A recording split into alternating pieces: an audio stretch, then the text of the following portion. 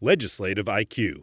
Increase your legislative intelligence with Florida's policy, budget, and campaign monitoring service. Subscribe today at legislativeiq.com.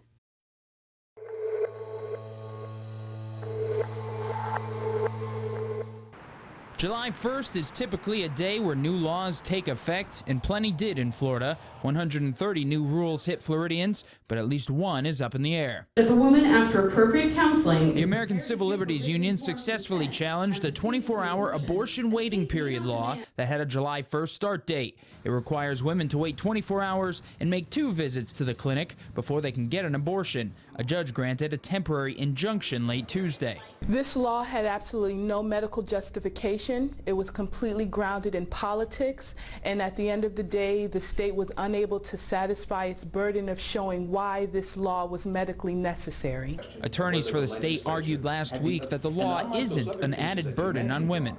This is still her decision to make. There's nothing in this law that is in any way taking away her right to make a decision. The question of whether there's a 24-hour wait for her to contemplate the full impact and ramifications of her decision is obviously what we've been talking about. The judge didn't agree, but soon after the ruling, Florida's Attorney General appealed the decision. That meant the law went on the books Wednesday. Clinics we called were following the new rules. The case is one of many challenges the state has had to defend.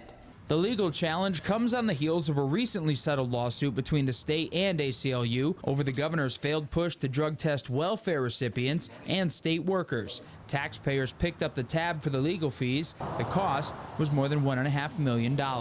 Reporting in Tallahassee, I'm Matt Gelka.